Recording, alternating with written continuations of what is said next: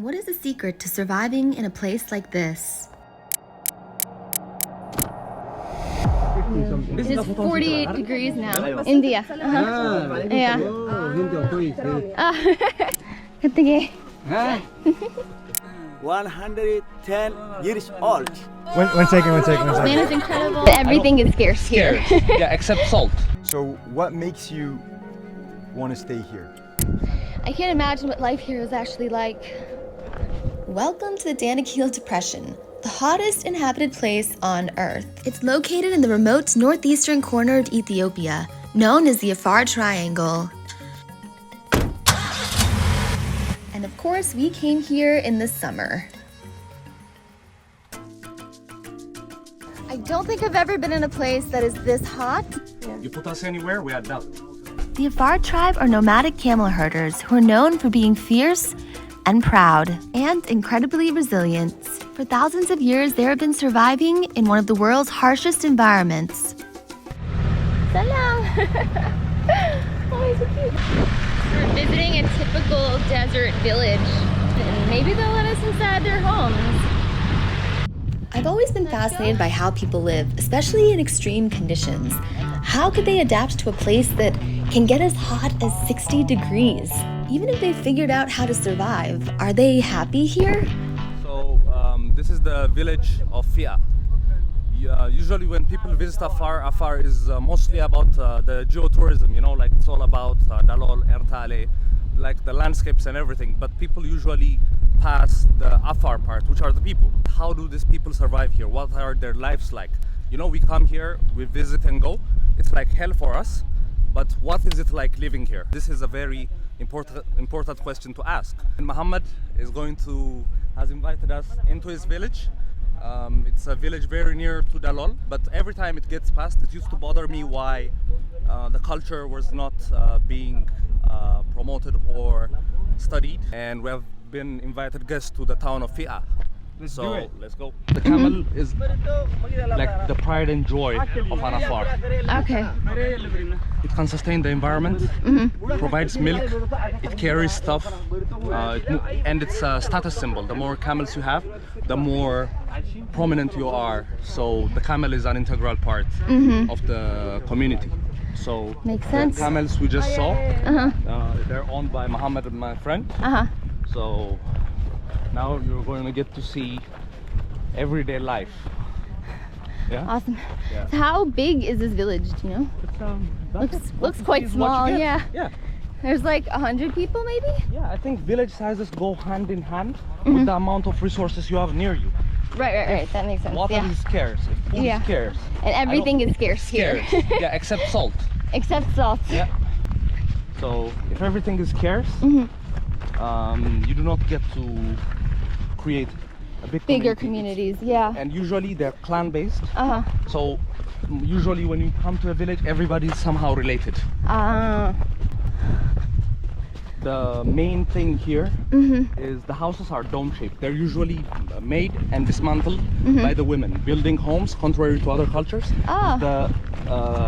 is the women's job here. It's the woman's job. For example, the house you see here is made of palm leaves and like wooden shins, because they have to be able to move. Let's say they find grazing grass somewhere else, they have to get up and go fast, so they can dismantle this house. So this is palm. This is palm. The palms you see, those ones. They weave it. It's a weaved palm. And when you have time on your hands, you become crafty. You see the intricacy and precision of it. It's art. Check it out. Mikasa is Afar Kasa. Yes.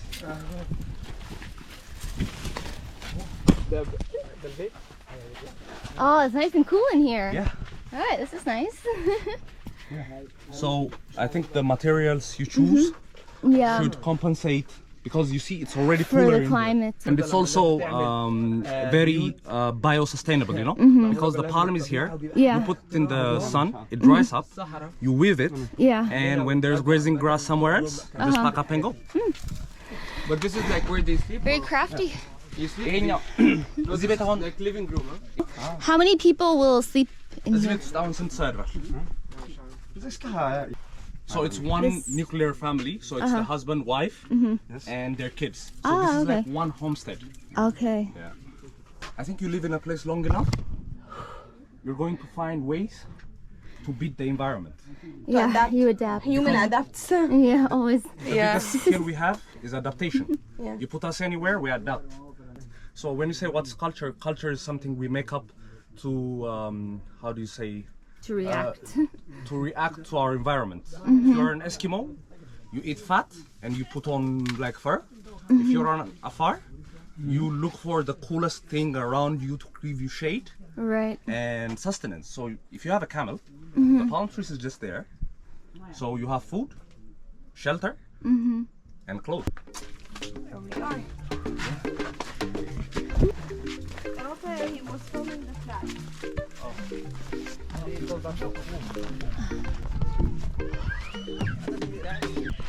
So these are the rest of the houses in the village. It's very, very basic. It's a very simple life. So I just asked how they get water, and there is a well somewhere back there. Okay. Is that built by them or? Yeah, it was a hand dug well.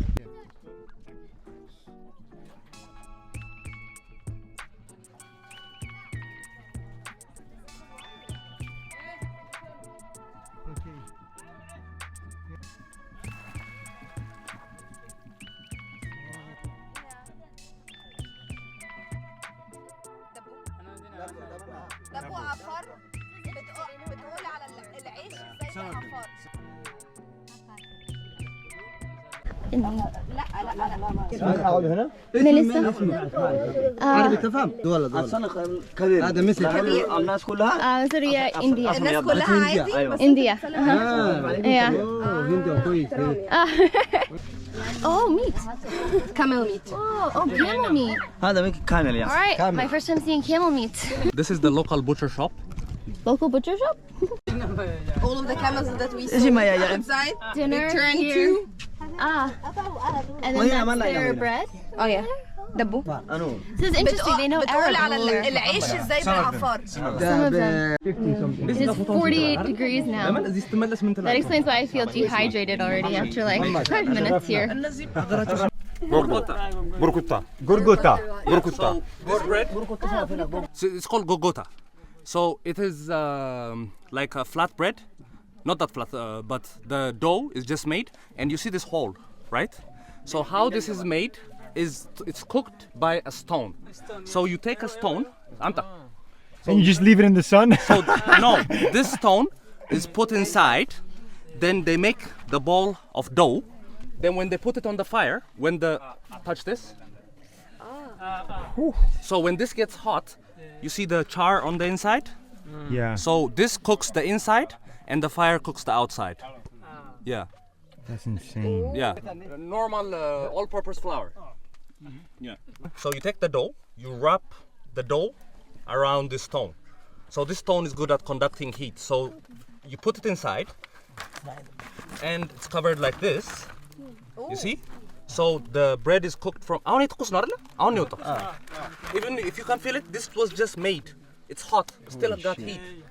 So it's like this, the fire cooks the outside, then when they break it open, they pull this out, so it's cooked from the inside and the outside. So it's another way of like a convection oven, but they're just using a rock. I'm gonna give this bread a try. Basically, a ball of dough, and they put the Oh, it's dough, like it's very salty. they put the dough around this rock that is burning right now my hands, and they use it Bread, yeah. I listen. You gotta use the heat to your advantage in this My part of mouth the is too world. dry to chew this. You cook bread? But it's good. It's good. Get the gay. Get the gay. Get the gay. Get the game.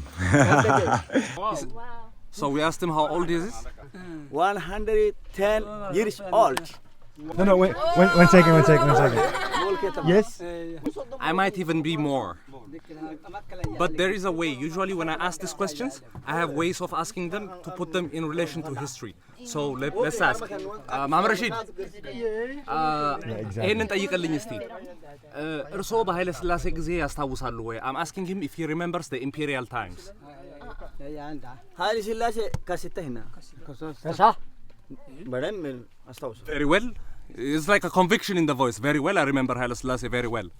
So you ask him in relation, because people usually in the countryside, when you ask them how old are you, they will say the day Haile Selassie gave birth, went to this place to visit this. My mother told me that's the day I was born. So you have to find the imperial archives or something, or like something in relation in history.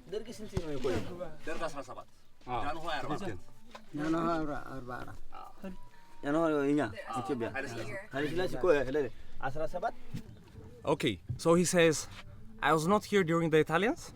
He didn't say not here on Earth. He said I was not in Fia. I was not around here when the Italians were here, around 1938 to 42. Wow. Second World War. So he says he knows people younger than him that remember the Italian times. We had just shaken hands with the oldest man in this village. I don't think any of us expected to find a man over a century old living in such a harsh environment. The question is, why did he stay? Why not just move? Right. So he said, people come here, they see heat. We know it's hot.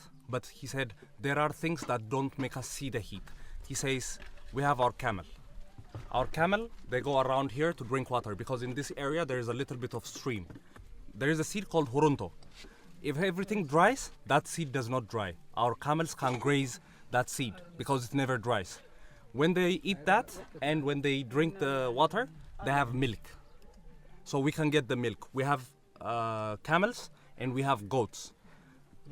There is a bit of water here, and if we don't find the water, we dig for it. We have our camel, which is a status symbol, which is food, as you can see here, which is milk, and which is everything. Even the skin is made to is used to make the beds we sleep on, you know.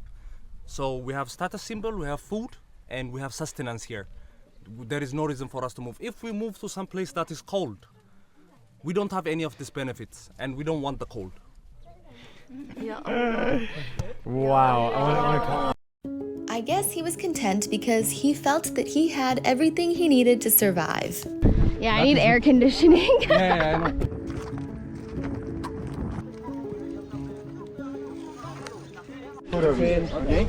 So this is the palm that they use to build all of their houses, which the women here build. And it is so crazy to hear how they have adapted to this incredibly harsh environment, one of the most inhospitable places on Earth. Wow. Okay. Why?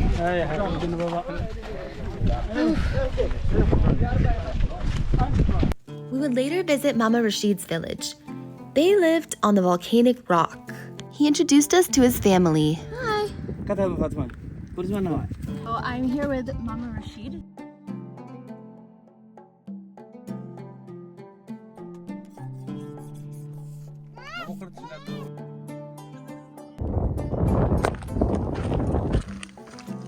They too lived in simple homes made of woven palm. What is their favorite part about living here?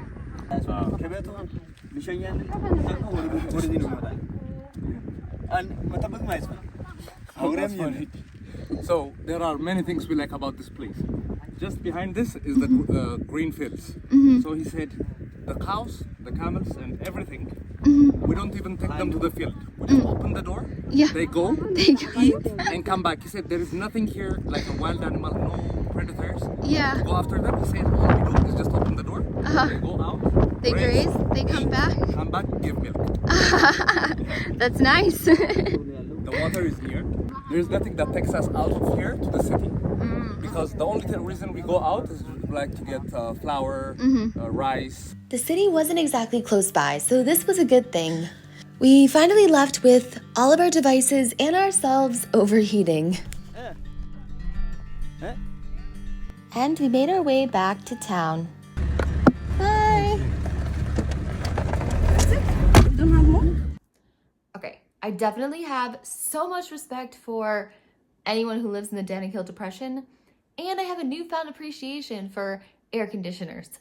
I really hope you liked that video, and if you did, then, like or subscribe. It helps support the channel. Thanks, guys. Bye.